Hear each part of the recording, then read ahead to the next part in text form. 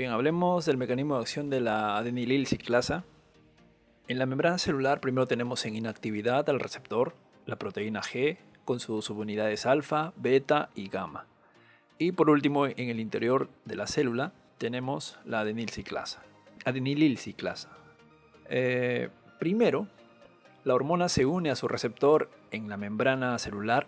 Esto es el primer paso para que se produzcan cambios en la subunidad alfa de la proteína G. Segundo, en la proteína G, en la misma membrana celular, se libera el GDP, que es guanosina difosfato, y se reemplaza por GTP, guanosina trifosfato. Con esto, la subunidad alfa es alterada en la proteína G y se desprende de la membrana celular. En el punto 3, el complejo subunidad alfa GTP va al interior de la célula, se une a la adenilil ciclasa y la activa. Número 4, tenemos la adenilil ciclasa activada, cataliza el ATP para que se convierta en AMP cíclico. Esto sirve como segundo mensajero. En la parte 5, con la aparición del AMP cíclico, esta se une a la proteína sinasa A. De esta manera, la proteína sinasa activa sus unidades catalizadoras, haciendo que en el paso 6 fosforilen los sustratos de las proteínas. Y por último, en el paso 7 se realizan las acciones fisiológicas. Por ejemplo, todo esto pasa cuando se activa la hormona antidiurética y se acopla en los receptores del tubo colector en el nefrón. Y 8. Por último, cuando las concentraciones de hormona bajan o se terminan, el AMP cíclico se convierte en 5-AMP inactivo mediante la enzima fosfodiesterasa. Con esto el segundo mensajero acaba y también la GTP se convierte en GDP de nuevo y todo vuelve a la normalidad. Ahora hablemos del mecanismo de la fosfolipasa C. Como ya les había mencionado, en inactividad tenemos acá el receptor, en la membrana celular tenemos la proteína G junto con sus subunidades, el alfa está unido al GDP, y en el interior de la célula tenemos la fosfolipasa C. Primero, la hormona se une a su receptor en la membrana celular. Este es el primer paso para que se produzcan cambios en la subunidad alfa de la proteína G. Segundo, en la proteína G, en la misma membrana celular, se libera el GDP, guanosina difosfato, y se reemplaza por GTP, guanosina trifosfato. Con esto la subunidad alfa es alterada en la proteína G y se desprende de la membrana celular. Tercero, el complejo subunidad alfa GTP va al interior de la célula, se une a la fosfolipasa C y la activa. La fosfolipasa C activada cataliza el PIP2, que es fosfatidil-inositol 4.5 difosfato, para que se convierta en IP3 o inositol trifosfato, o si quieren inositol 1,4,5 trifosfato, y también en diacilglicerol. El inositol trifosfato generado produce la liberación de los depósitos de calcio intracelulares, o sea en el retículo endoplasmático liso o retículo sarcoplásmico también le dicen. Con esto va a aumentar el calcio intracelular y juntos el calcio y el diacilglicerol activan la proteína sinasa C, que fosforila proteínas y produce las acciones fisiológicas, y estas serían las etapas 6 y 7.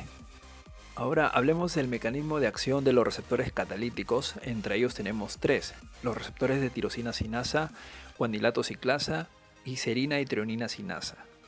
En la última, la proteína sinasa dependiente de calcio, calmodulina, o también le dicen KMK, y la proteína sinasa activada por mitógenos, fosforilan serina y treonina, y de esta manera se producen las acciones biológicas.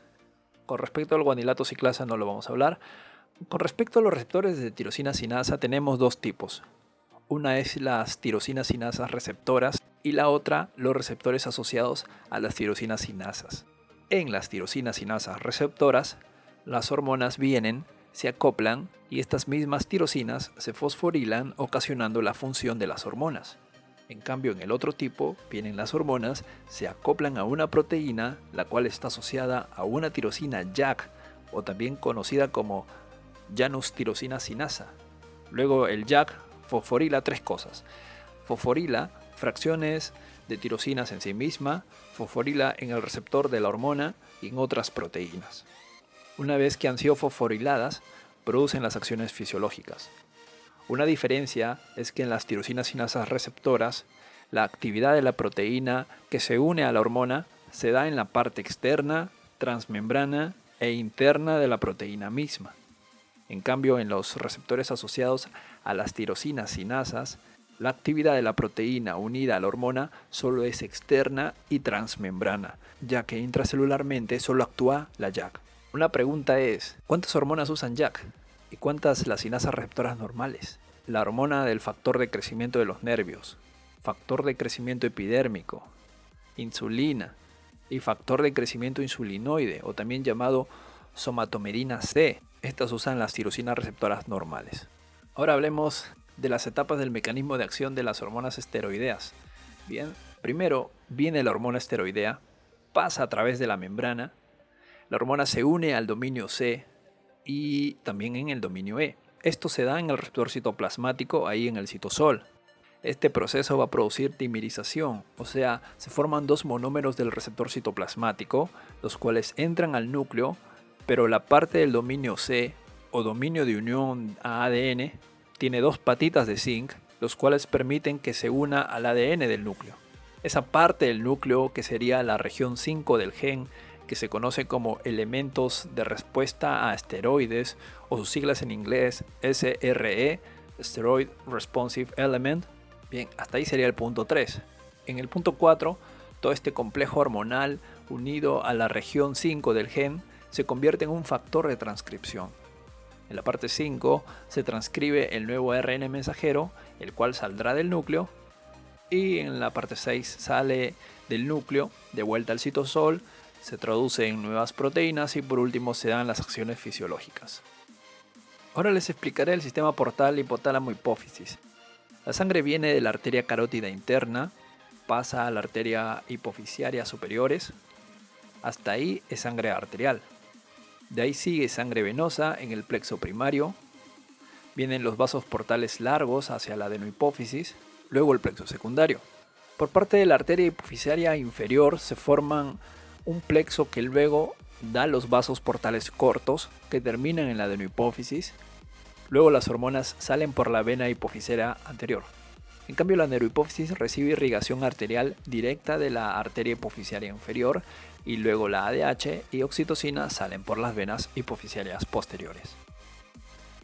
Cuando hablamos de cómo se transmiten los estímulos en cuanto a la relación entre el hipotálamo y la hipófisis anterior, decimos que es tanto neuronal como endocrina, a diferencia del lóbulo posterior, que solo es neuronal. Asimismo, tenemos que comprender la TSH es secretada por las células tirotrofas un 5%, la FSH y la LH por las células gonadotrofas un 15%, la ACTH por las células corticotrofas un 15%, la hormona del crecimiento es secretada por las somatotrofas un 20% y la prolactina por las células lactotrofas un 15%. Con respecto a la TSH, FSH y LH, estas son glucoproteínas. ¿Cuáles son los factores que afectan la secreción de la hormona del crecimiento?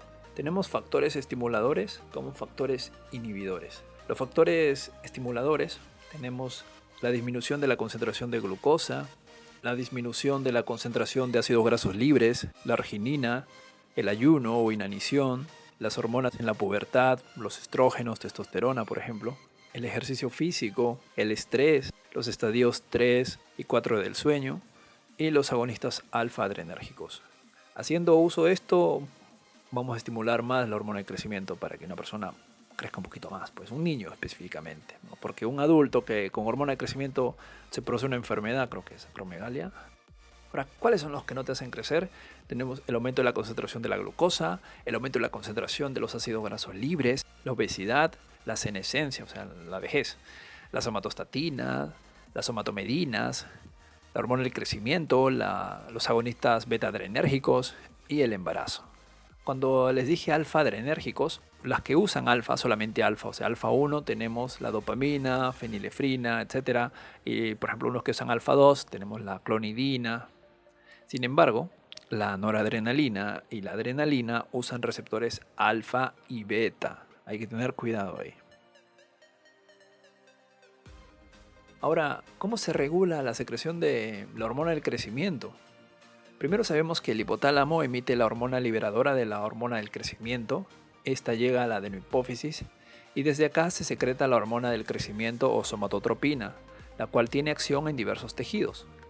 Dentro de los procesos por los cuales se regula esta hormona del crecimiento tenemos la hormona liberadora de hormona del crecimiento o GHRH. Esta manda señales inhibitorias al hipotálamo para que deje de secretar más hormona liberadora.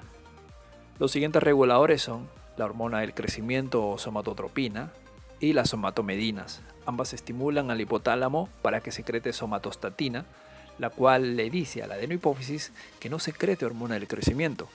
Asimismo, por otro lado, la somatomedina también puede actuar directamente en la adenohipófisis, haciendo de que ésta no secrete hormona de crecimiento. De esta manera tenemos tres reguladores que hacen el feedback negativo, y son la GHRH, la propia hormona del crecimiento y las somatomedinas. No se olviden que la acción de las somatomedinas es para hacer crecer también al cuerpo, solo que se dice que actúa indirectamente y aparte es secretada por el hígado. La regulación de la secreción de la prolactina está regulada por la hormona liberadora de tirotropina o TRH y la dopamina. Como pueden observar, la TRH va a la hipófisis anterior estimulando la secreción de prolactina, pero esto se da en el embarazo y la lactancia, o sea la succión, ya que son los estímulos más importantes para secretar TRH y también para inhibir la dopamina, o también llamada factor inhibidor de prolactina. De esta manera aumenta la secreción de prolactina y esta va a la mama ahí en el embarazo, al momento de amamantar. Doctor, ¿y si no hay gestación, qué pasa? Si no hay gestación, la prolactina inhibe su propia secreción al aumentar la síntesis y secreción de dopamina del hipotálamo. Doc, ¿y de dónde viene la dopamina? Bueno, la fuente principal de la dopamina son las neuronas dopaminérgicas del hipotálamo, también las neuronas dopaminérgicas del lóbulo posterior de la hipófisis. Factores que afectan la secreción de prolactina. Tenemos tanto factores que estimulan como los que inhiben. Los factores que estimulan tenemos el embarazo, o sea los estrógenos, el amamantar, como les había dicho, el sueño, el estrés y la TRH. También los que inhiben a la dopamina o antagonistas de la dopamina. Con respecto a los factores que inhiben la secreción de prolactina, ya la dopamina, que está claro, la bromocriptina, que es una agonista de la dopamina, o sea que estimula la secreción de dopamina. La somatostatina, por ejemplo, también inhibe la secreción de prolactina y la misma prolactina como retroalimentación negativa. Como datos extras tenemos, la prolactina estimula la lactogénesis, sintetizando lactosa, caseína y lípidos. Una patología es el exceso de prolactina. ¿Qué produce? Esto genera galactorrea e infertilidad. ¿Pero por qué? La infertilidad se está dando porque hay inhibición de la GNRH, de las hormonas liberadoras de gonadotropina. Entonces el exceso de prolactina me va a producir como un efecto secundario inhibición de las hormonas liberadoras de gonadotropina. Entonces la mujer queda infértil. ¿Cuál es el tratamiento? Dopamina. Ahora hablemos de las hormonas de la hipófisis posterior. La mnemotecnia es SAPO. O sea, como les había dicho, del núcleo supraóptico del hipotálamo viene la ADH y del paraventricular viene la oxitocina. Ahora estas hormonas tienen tres procesos, uno de síntesis, otro de procesamiento y uno de secreción. Hablemos de la ADH. La síntesis de la ADH en el núcleo supraóptico está mediado por un precursor llamado presofficina, así se llama. Este precursor contiene tres cosas, un péptido señal, la ADH y la neurofisina 2. En cambio, el precursor de la oxitocina es la preprooxificina. Este contiene un péptido señal, la oxitocina y la neurofisina 1. Ahora, el procesamiento se da en el aparato de Golgi. Estos precursores pierden el péptido señal, se convierten en prohormonas y se empaquetan en vesículas. En la ADH, la prohormona es la propresofficina y en la oxitocina, la prohormona es la prooxificina. Entonces, llegan a la neurohipófisis dos cosas. Por parte de la ADH, llega empaquetada la ADH junto con la neurofisina 2 y por el lado de la oxitocina, llega la oxitocina junto con la neurofisina 1. Hasta ahí estamos con el procesamiento. Ahora, la secreción se va a dar mediante un estímulo nervioso que viene desde el hipotálamo hasta la neurohipófisis, lo cual provoca exocitosis de los gránulos secretores que contienen la ADH o la oxitocina. Todo esto se da por el tracto hipotalámico hipofisiario. Por ejemplo, cuando no tienes líquido en el cuerpo, tus osmorreceptores que se encuentran en el hipotálamo se activan y mandan señal hasta la neurohipófisis para que secrete ADH y de esa manera orines menos porque hace falta agua en el cuerpo. Bien, vamos hablando ahora de los factores que afectan la secreción de la hormona antidiurética. Entonces tenemos factores estimulantes y factores inhibidores. Los factores estimulantes o estimuladores tenemos el aumento de la osmolaridad sérica, o sea, aumento de solutos en sangre. Como hay mucho soluto en la sangre, ¿qué pasaría con nuestros glóbulos rojos? Estos se chuparían, se secarían porque hay mucho soluto. Entonces necesitamos retener más líquido para equilibrar esos niveles de soluto. La disminución del volumen de líquido extracelular, por ejemplo, también estimula la ADH, angiotensina 2, el dolor, náuseas, hipoglucemia, nicotina, opiáceos y antineoplásicos. Entonces, cuando aumenta la ADH, hay mayor reabsorción de H2O en el túbulo colector y en el nefrón. Esto se da por los receptores B2, receptores de acuaporina 2. Entonces, orinas menos, pues. No necesito más agüita, necesito mantener agüita en el cuerpo. En cambio, los factores inhibidores tenemos la disminución de la osmolaridad sérica, tenemos el etanol, tenemos los agonistas alfa-adrenérgicos y el péptido natriurético auricular. Entonces, hay menos reabsorción de agua. Entonces orinas más, pues orinas como un caballo y como un camello y cantidad. Toma alcohol si quieres y vas a ir al baño cada rato. En esta presentación gráfica se puede apreciar la osmolaridad plasmática.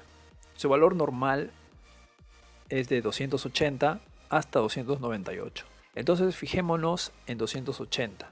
Si la osmolaridad plasmática, o sea, el plasma y sus componentes, o sea, el líquido de la sangre, supongamos que este disminuye, o sea, disminuye tu volemia, o también conocido como contracción de volumen. O sea, te cortaste, te peleaste con el Brian y perdiste sangre.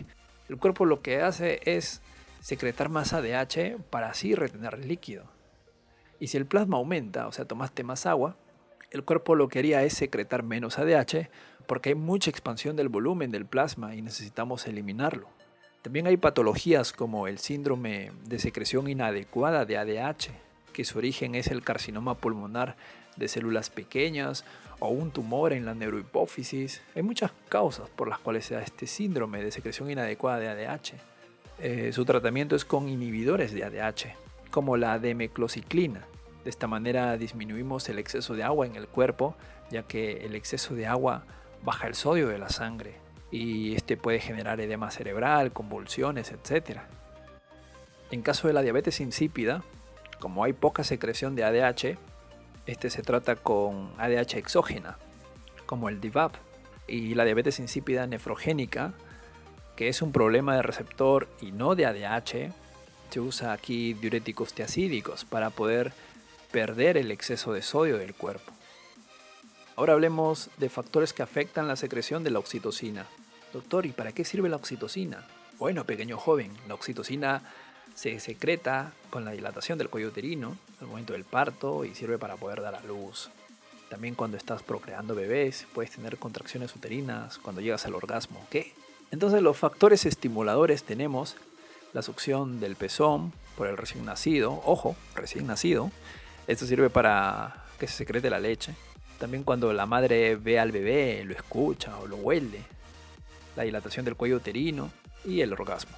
Con respecto a los factores que inhiben la oxitocina, tenemos los opioides. Ahora vamos a hablar de las etapas de la síntesis de las hormonas tiroideas en las células foliculares de la tiroides. Esto sí es un poquito interesante. Primero tenemos la síntesis de tiroglobulina. ¿Qué es la tiroglobulina? La tiroglobulina es una glucoproteína con grandes cantidades de tirosina. Entonces ahí estas grandes cantidades de tirosina se han agrupado, se han aglomerado y se ha formado la tiroglobulina. La síntesis se da en el retículo endoplasmático rugoso y en el aparato de Golgi. Luego esta tiroglobulina va a ser extruida, va a salir hacia el lumen folicular. Bien. En el punto 2 tenemos el cotransportador sodio-yodo. Esto se va a dar en la membrana basal y de esa manera va a ingresar yodo. En el punto 3 luego tenemos la oxidación del yodo. El yodo se oxida y se convierte en diyodo. Esto se va a dar en la membrana apical, ahí en la parte del lumen, casi en la luz de los folículos. Se va a dar mediante la enzima peroxidasa.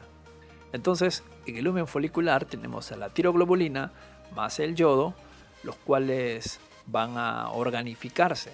En la organificación del diyodo, este se combina con las porciones de tirosina de la tiroglobulina, catalizada, claro, por la peroxidasa tiroidea, para formar monoyodo tirosina, que es el MIT, y diyodo tirosina, que es el DIT. Como dato extra, las concentraciones elevadas de yodo inhiben la organificación y la síntesis de las hormonas tiroideas. Esto se conoce como efecto Wolff-Chaikoff. En la parte 5 tenemos aquí dos moléculas de DIT que se combinan para formar T4.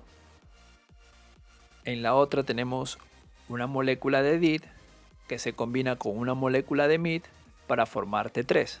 Una porción de MIT y DIT no se acopla y simplemente permanece unida a la tiroglobulina.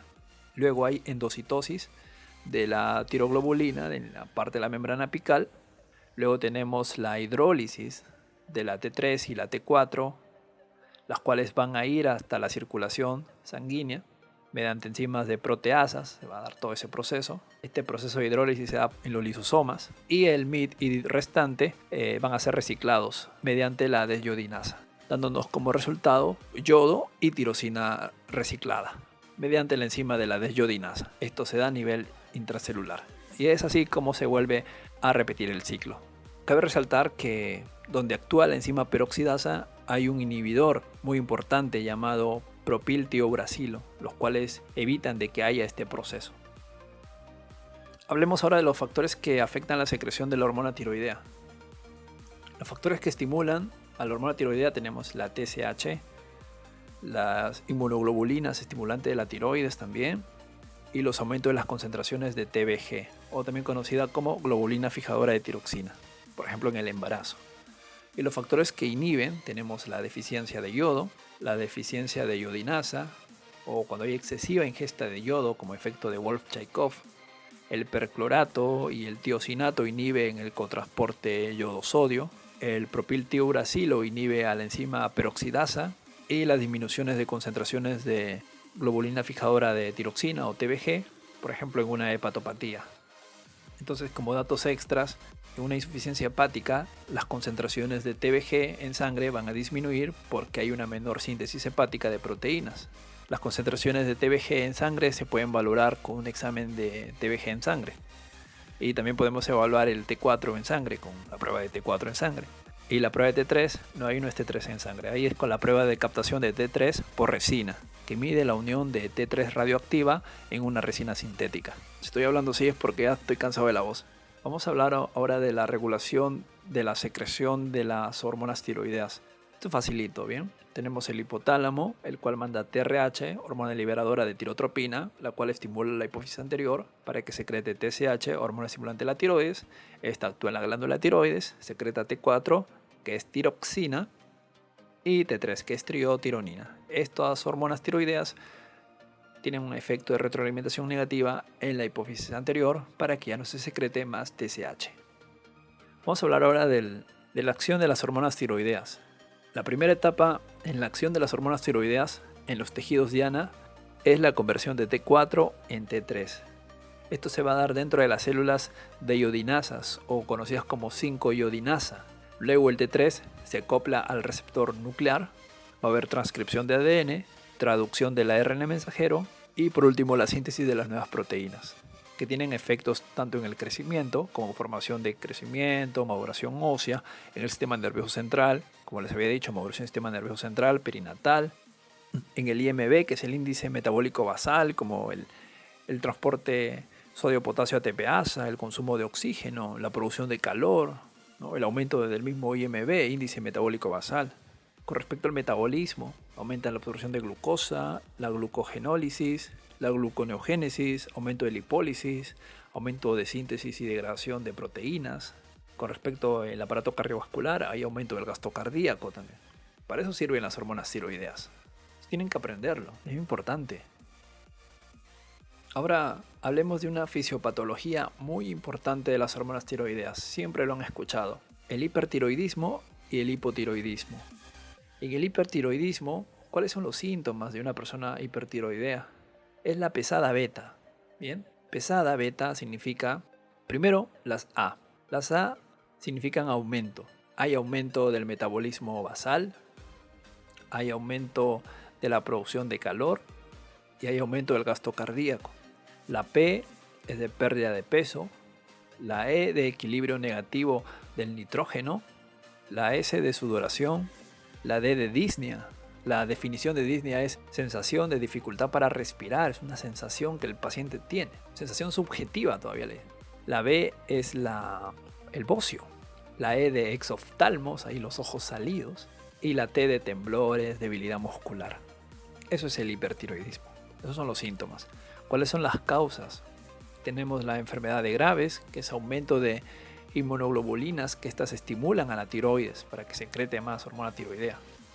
Tenemos neoplasias tiroideas, exceso de secreción de TSH, T3 o T4 exógeno provocado, serían las causas para que haya hipertiroidismo. Las concentraciones de TSH están reducidas en el cuerpo, pero ¿por qué? Si es hipertiroidismo, la TSH está reducida, pero ¿por qué? La TSH son la hormona estimulante de la tiroides, es que tiene que estar inhibida por retroalimentación negativa que hace la T3 sobre el lóbulo anterior de la hipófisis. Están aumentadas siempre y cuando el defecto se localice en la adenohipófisis anterior.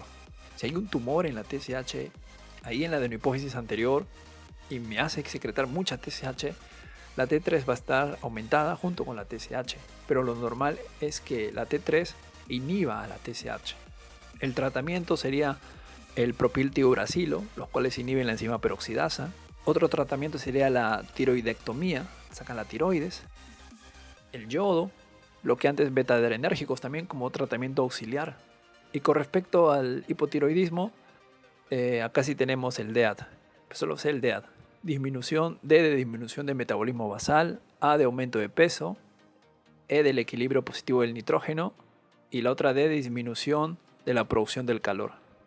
Hay más sensibilidad al frío, hay disminución del gasto cardíaco, hay hipoventilación, hay letargo, lentitud mental, hay ptosis palpebral, hay mixedema, retraso del crecimiento, retraso mental, perinatal específicamente también puede haber bocio, o sea que el bocio, el aumento del tamaño de la glándula de tiroides puede haber en ambos casos. ¿Cuáles son las causas del hipotiroidismo? Tenemos la tiroiditis autoinmunitaria o tiroiditis de Hashimoto. Aquí se solicita la dosificación de anticuerpos antiperoxidasa, anti-TPO, eso ya luego lo van a aprender seguramente. ¿Cuáles son otras causas para que haya hipotiroidismo? Una cirugía para el hipertiroidismo, por ejemplo. Otra causa para hipotiroidismo, deficiencia de yodo. Puede ser también congénito por el cretinismo. Otra causa, la disminución de TRH o TSH también puede haber. Entonces, ¿cómo estarían las concentraciones de TSH en el hipotiroidismo? Estarían aumentadas. ¿Pero por qué? Por retroalimentación negativa. Si el defecto primario se localiza en la glándula de tiroides. Ya, entonces la TSH. Claro, pues, si tu tiroides no tira, no bota tiroides, no bota hormonas tiroideas, entonces tu TSH va a estar aumentada.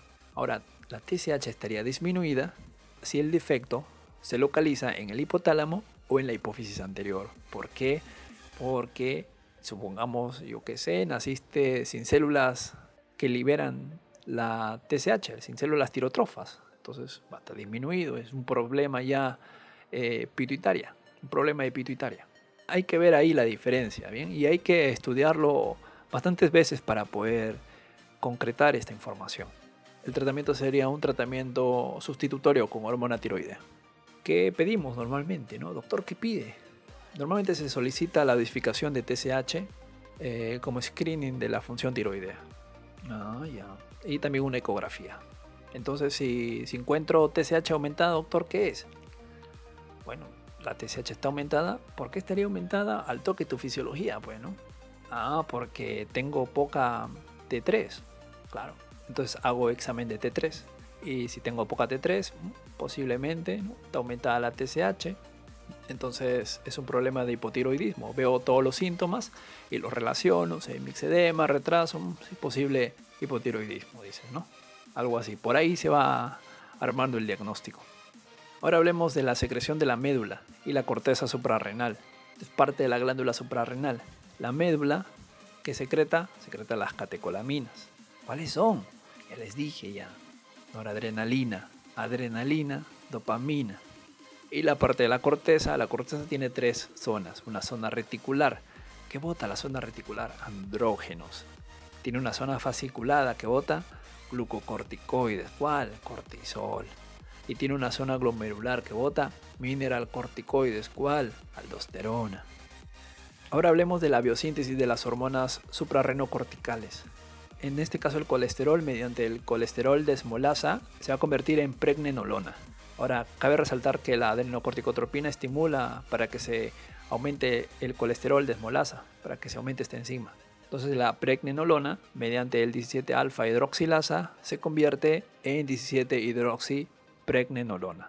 Mediante el 17-20 liasa, se convierte en dehidroespiandrosterona. El dehidroespiandrosterona, mediante el 3-beta hidroxiesteroide deshidrogenasa, se convierte en androstenediona. La androstenediona pasa a testosterona y también puede convertirse en 17-beta estradiol. Con respecto al 17-hidroxipregnenolona, mediante el 3-beta hidroxiesteroide deshidroxigenasa, se va a convertir en 17-hidroxiprogesterona. Mediante el 21-beta hidroxilasa, mediante una hidroxilación, se convierte en 11-desoxicorticol. Y mediante el 11-beta hidroxilasa se convierte en cortisol. Hasta ahí tenemos glucocorticoides y andrógenos. Ahora, la pregnenolona, mediante el 3-beta hidroxiesteroide deshidrogenasa, se convierte en progesterona. La progesterona, mediante el 21-beta hidroxilasa, se convierte en 11-desoxicorticoesterona o DOC.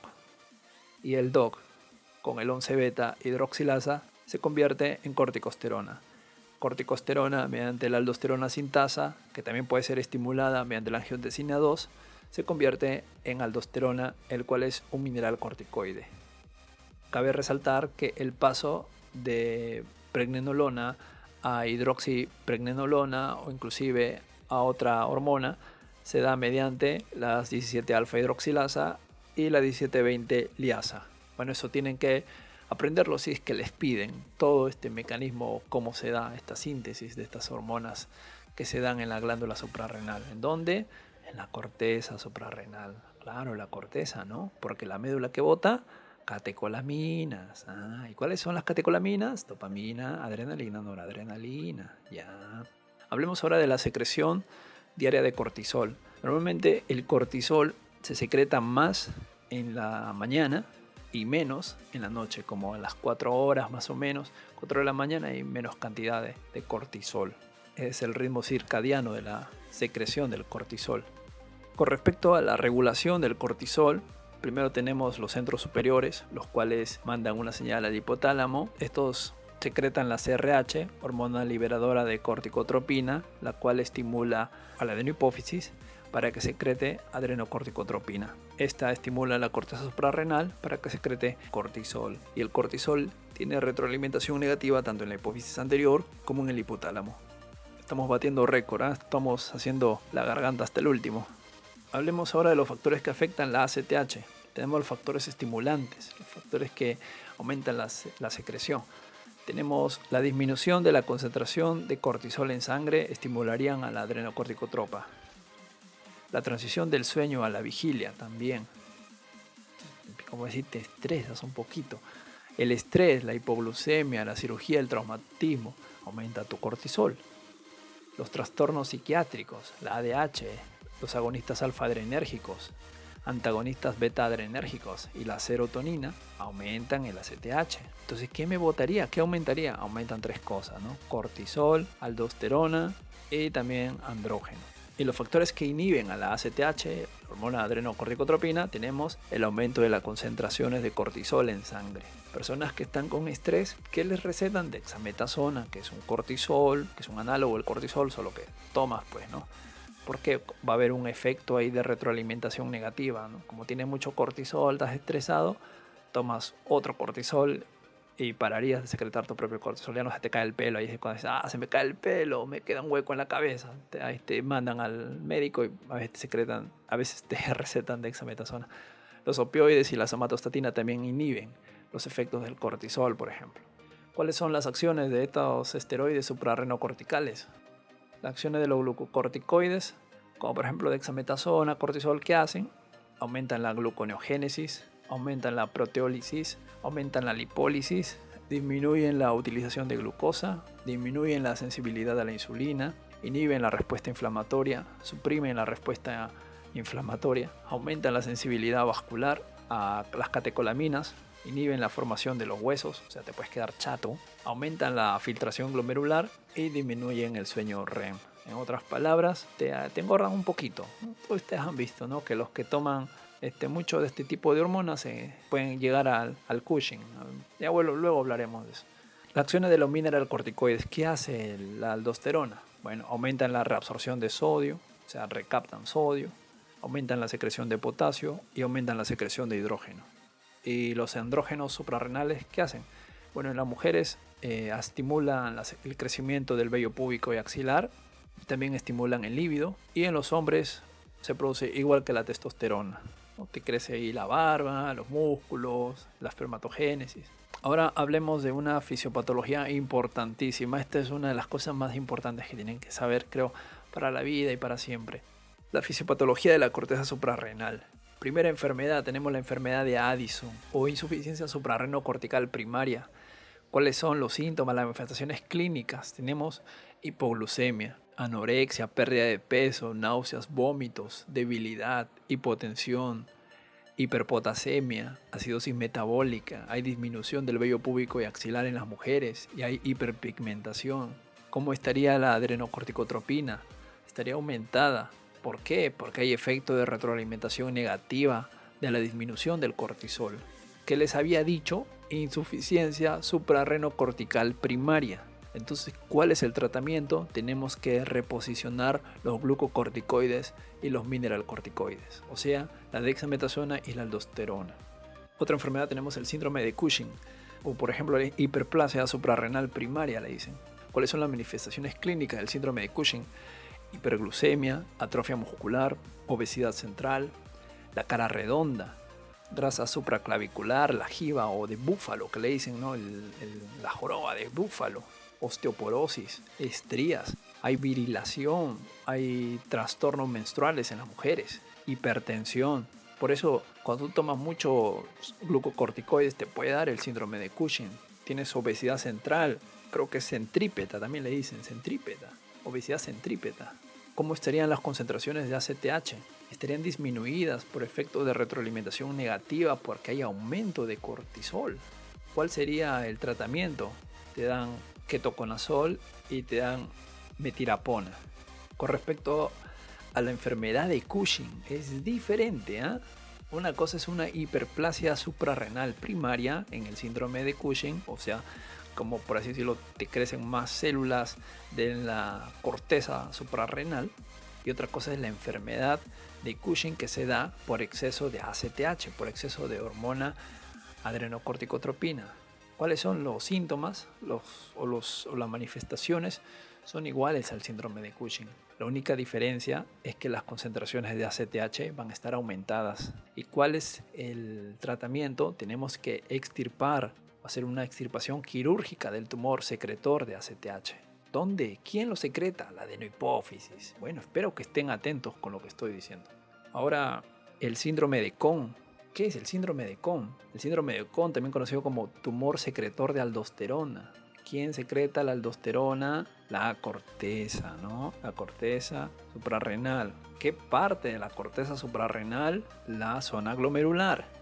Ahora, ¿cuáles son las manifestaciones clínicas? Tenemos hipertensión, hipopotasemia, alcalosis metabólica, disminución de las concentraciones de renina. ¿Cómo estarían las concentraciones de ACTH? No hay, pues, porque estamos usando aldosterona, es otra cosa, es otro tipo de hormona. ¿Cuál es el tratamiento? Tenemos que dar antagonistas de aldosterona, por ejemplo, espironolactona, que es un diurético ahorrador de potasio y a la vez inhibe a la aldosterona. En otras palabras, pierde sodio, porque la aldosterona lo que hace es mantener el sodio. También cirugía puede darse, ¿no? En el caso de que haya un problema ahí en la zona glomerular de la corteza suprarrenal. Otra enfermedad tenemos deficiencia de 21 beta hidroxilasa. ¿Qué hace? Genera virilización en mujeres. ¿Qué significa virilización en las mujeres? O sea, las mujeres se vuelven como hombres, pues. Se les engrosa la voz, el clítoris se les agranda, dependiendo, hay grados. Ahorita no me lo sé, pero hay grados. Tenemos las manifestaciones, otras manifestaciones clínicas, la aceleración temprana del crecimiento longitudinal, aparición precoz del vello púbico y axilar, síntomas de deficiencia de glucocorticoides y mineralcorticoides. ¿Cómo estaría el ACTH? Estaría aumentada por efecto de retroalimentación negativa, por la disminución del cortisol. ¿Ya? ¿Qué más? ¿Cuál es el tratamiento? Tenemos que reponer con glucocorticoides y mineralcorticoides. Es muy parecido a la enfermedad de Addison esto con respecto al ACTH y al tratamiento. La deficiencia de la otra enzima, del 17-alfa hidroxilasa. Hay ausencia de vello púbico axilar en las mujeres. Hay síntomas de deficiencia de glucocorticoides también y síntomas de exceso de mineralcorticoides. ¿Cómo estaría la ACTH? También estaría aumentado por efecto de retroalimentación negativa por la disminución del cortisol. ¿Cuál es el tratamiento? Igualito que el anterior, reposición de glucocorticoides y hay que dar antagonista de aldosterona porque hay mucho mineralcorticoides. ¿Entienden? ¿Se acuerdan de la imagen de las enzimas, de las encargadas en las hidroxilaciones? Bueno, tienen que retroceder el video o ver algo ahí. Estoy mal ya de la voz, ya no doy. Bueno, esta sería una mujer ahí con enfermedad de Cushing. El páncreas tiene la insulina que se secreta en los islotes beta de Langerhans. En los islotes alfa están el glucagón y en el delta la somatostatina. Bien. ¿Cuáles son los factores que afectan a la insulina? Los factores estimulantes tenemos el aumento de la concentración de la glucosa, aumento de la concentración de aminoácidos, aumento de la concentración de ácidos grasos y de cetoácidos, el glucagón, el cortisol, el péptido insulinotrópico dependiente de glucosa, el HIP, el potasio, la estimulación vagal, la acetilcolina, las sulfonilurias, por ejemplo la tolbutamida, gliburida, glibenclamida, la obesidad. Estos son los factores que estimulan la secreción de insulina, hay más insulina. Con respecto a los factores que inhiben, tenemos a la disminución de la glucosa, tenemos al ayuno, al ejercicio físico, la somatostatina, los agonistas alfa-adrenérgicos y el diazoxido. Acá les voy a explicar la secreción de la insulina por una célula beta. Este es el mecanismo, cómo se secreta. Primero, en el transportador GLUT2, este transporta la glucosa al interior celular mediante la difusión facilitada. 2. La glucosa es fosforilada, glucosa 6-fosfato por parte de la glucosinasa.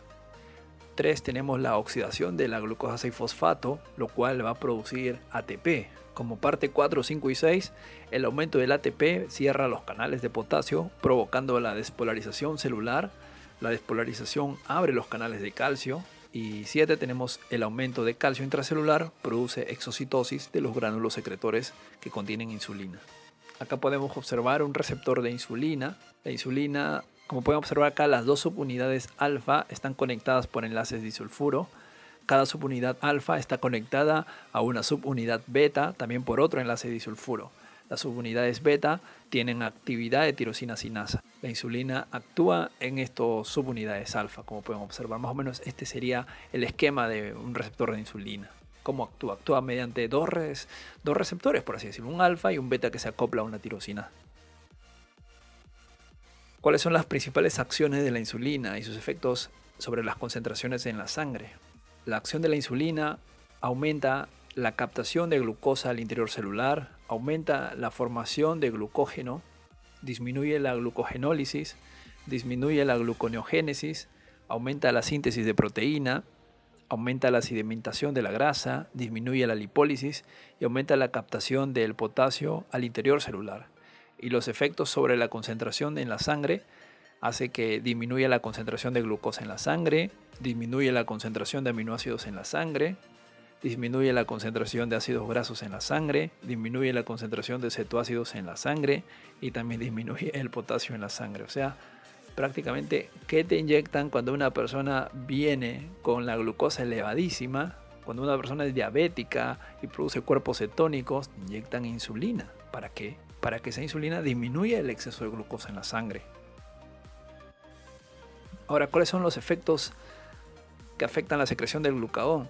Tenemos factores estimulantes, por ejemplo el ayuno, otro más es la disminución de la concentración de glucosa, aumento de la concentración de aminoácidos, especialmente la arginina, la colecistocinina también, los agonistas beta-adrenérgicos y la acetilcolina. Estos estimulan al glucagón. ¿Para qué sirve el glucagón? Para sacar, ¿qué sacas? Saco glucosa, doctor. Ya, muy bien. ¿De dónde? Del hígado. ¿De dónde más? De los músculos. Ya, está bien. Los factores inhibidores. ¿Cuáles son los factores que inhiben al glucagón? Tenemos la insulina, la somatostatina, el aumento de concentración de ácidos grasos y de cetoácidos. Las principales acciones del glucagón y efectos sobre las concentraciones en la sangre. Bueno, la acción del glucagón lo que hace es aumenta la glucogenólisis, o sea, produce glucosa del glucógeno, aumenta también la gluconeogénesis, nueva formación de glucosa, aumenta la lipólisis, aumenta la formación de cetoácidos. ¿Cuáles son los efectos sobre la concentración en la sangre? Aumenta la concentración de glucosa en la sangre, aumenta la concentración de ácidos grasos en la sangre y aumenta la concentración de cetoácidos en la sangre. Ya estamos a punto de terminar, ahora falta hablar del calcio. El calcio en la sangre, el calcio total, tenemos un 40% de calcio unido a proteínas y un 60% de calcio que se dice ultrafiltrable. Bien, de este 60% de calcio ultrafiltrable, 10% están formando complejos con aniones y un 50% de calcio está ionizado. Entonces, solo el calcio libre ionizado es fisiológicamente activo. Bien, eso tienen que saber. Ahora, ¿qué pasa cuando un organismo está en acidemia? O sea, hay aumento de la concentración de hidrógenos. La albúmina se va a acoplar a más hidrógenos, más hidrogeniones y a menos calcio. De tal manera, el calcio ionizado va a aumentar en la sangre. En cambio, en una alcalemia, cuando el cuerpo está muy básico, por así decirlo, está con menos concentración de hidrogeniones, la albúmina va a estar más unida al calcio y menos a los hidrogeniones, de tal manera que el calcio ionizado va a disminuir. Entonces, en la sangre, claro.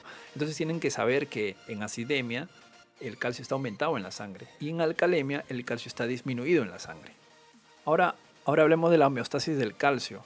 A ver, si la persona ingiere 1000 miligramos de calcio, 350 se absorben en el tracto gastrointestinal por la vitamina D, que ya está activa e hidroxilada. ¿Cómo se llama esta vitamina D ya fisiológicamente activa? Es el 1,25 dihidroxicolecalciferol, o también conocido como calcitriol. De estos 350, 150 son secretados al tracto gastrointestinal en los líquidos salivales de nuevo. Al final queda una absorción neta de calcio de 200 miligramos y 800 miligramos de calcio que se excretan por las heces. De esos 200 que absorbimos, si la persona está bien y no necesita calcio, simplemente se secretan todos esos 200 por la orina. Si bien es cierto, nuestros huesos siempre están en continuo remodelamiento, o sea, se forma hueso nuevo y el antiguo es resorbido, la pregunta es, ¿qué pasaría si tenemos mucho calcio en nuestra sangre? Simple, se secreta calcitonina. Estas vienen de las células parafoliculares, también llamadas células C de la glándula tiroides. Y si en caso nuestra concentración plasmática desciende de su valor normal, se secretará pues más PTH, más paratormona. Ahora hablemos de la regulación de la secreción de la paratormona y acciones de la paratormona sobre el hueso, el riñón y el intestino. Cuando disminuye el calcio en el plasma, va a haber aumento de la secreción de la paratormona.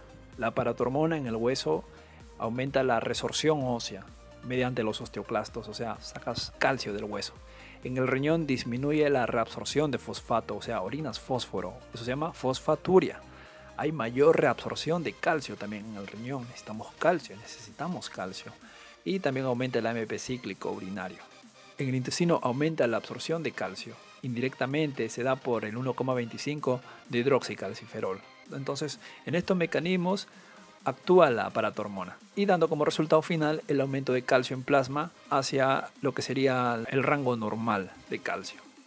Ahora, la calcitonina lo que hace es inhibe la reabsorción de calcio, inhibe la absorción de calcio e inhibe la actividad de los osteoclastos. ¿entiendes? O sea, la calcitonina nos hace que haya aumento de la excreción de calcio y magnesio también por los riñones. O sea, tenemos que perder calcio. Para eso sirve la calcitonina. ¿De dónde venía la calcitonina? De la glándula tiroides. Ya, muy bien. Bien, hablemos de la síntesis de la vitamina D. La vitamina D o colecalciferol se obtiene de dos maneras. Una es la dieta o a partir del 7-deshidrocolesterol en presencia de luz ultravioleta. Como les había dicho, la vitamina D es fisiológicamente inactivo. Tiene que ser hidroxilado en el hígado. Bien, entonces hablemos de las etapas de la síntesis del 1,25 de hidroxicolecalciferol. Entonces tenemos 7 de hidrocolesterol que mediante la luz ultravioleta se va a formar en colecalciferol o vitamina D, la cual a la vez la podemos obtener de la alimentación. Esta va al hígado, va a ser hidroxilado en 25 hidroxicolecalciferol o 25 OH. OH es hidroxi, ¿bien? Entonces este va al riñón y en el riñón mediante el 1-alfa hidroxilasa se va a convertir en 1,25 dihidroxicolecalciferol. Entonces el 1-alfa hidroxilasa, el cual convierte ya a la forma activa del calcio, se estimula o aumenta esta enzima cuando el calcio disminuye o cuando aumenta la paratormona y también cuando disminuye el fosfato. Otra raíz, otra rama a la que puede ir el 25 hidroxicolecalciferol es a un estado inactivo llamado 24-25 dihidroxicolecalciferol. Ese sería el inactivo, 24-25H2 si quieren. Acá en esta representación puede ver la relación de la concentración en plasma de calcio y la secreción de la paratormona o también llamada hormona paratiroidea, como quieran decirle. Como pueden observar, la paratormona va bajando conforme el calcio en el plasma va subiendo. ¿Por qué? Porque no necesitamos más calcio, pues. Hablemos del mecanismo de acción de la paratormona sobre el túbulo proximal renal y también vamos a ver cómo es que baja el fosfato.